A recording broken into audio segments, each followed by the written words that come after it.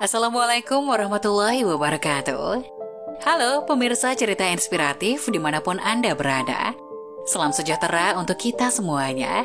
Semoga kita semua dalam keadaan sehat dan tetap dalam lindungannya. Kembali lagi dengan kami di channel Cerita Inspiratif, di mana kita akan berbagi kisah-kisah inspiratif penuh makna untuk Anda simak.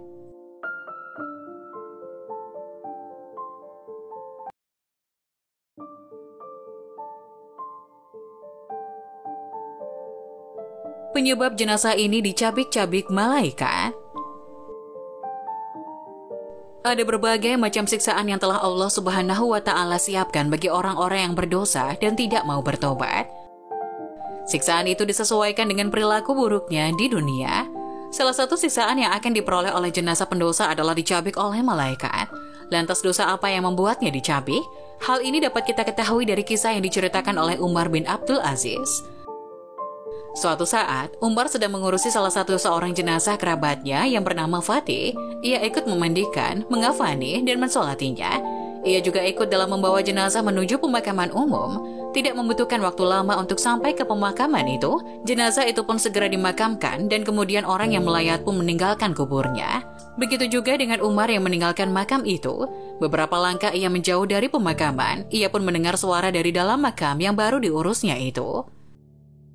Ia mengira bahwa suara itu adalah suara malaikat yang melaksanakan tugasnya di alam kubur. Ternyata inilah permulaan siksa kubur dalam Islam. Suara itu mengatakan kepada Umar, maukah ia memberitahu apa yang telah diperbuat suara itu dengan orang yang dicintainya itu? Tentu saja, Umar ingin mengetahui apa yang terjadi. Suara itu semakin keras dalam menjelaskan. Ia telah membakar kain kafannya, dirobeklah seluruh badannya, dan disedot darahnya, serta dikunyah daging jenazah itu.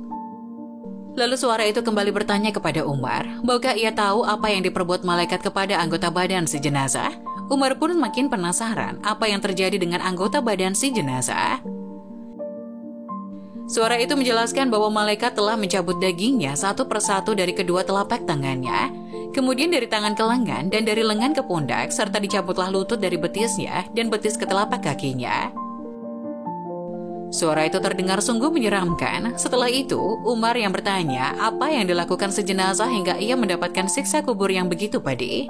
Dijelaskanlah bahwa sebenarnya hanya sedikit kemuliaan yang ada di dalam jenazah itu adalah kehinaan.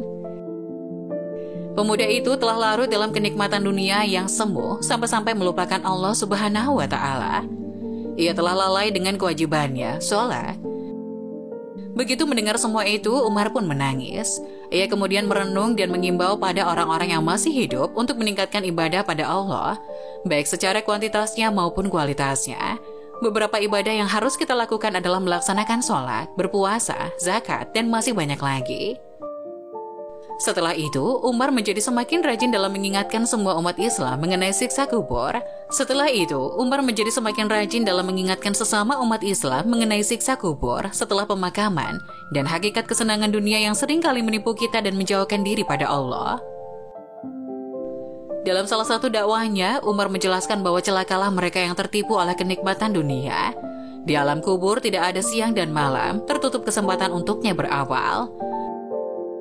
Mereka juga akan terpisah dari kekasih, keluarga, istri yang dinikahi, anak-anaknya, dan orang-orang lainnya. Sedangkan kerabatnya sibuk dengan membagi-bagi rumah dan harta warisannya. Karena itulah mari kita bersama meningkatkan ibadah kita pada Allah. Berdasarkan kisah nyata siksa kubur tadi, kita diingatkan bahwa kenikmatan atau kesenangan di dunia hanyalah semu dan tidak akan bertahan abadi. Bahkan jika kita tidak memiliki keimanan yang teguh dan ketakwaan yang kuat, maka sangat mudah untuk kita terjerumus ke dalam kenikmatan dunia hingga melalaikan kewajiban kita sebagai hambanya. Oleh karena itu, ingatlah bahwa kehidupan yang hakiki adalah kehidupan di akhirat, sehingga kita harus senantiasa berusaha menujunya untuk menghindari bernasib seperti jenazah yang dicabik malaikat tadi.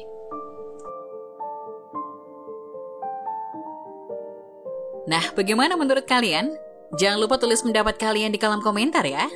Wassalamualaikum warahmatullahi wabarakatuh.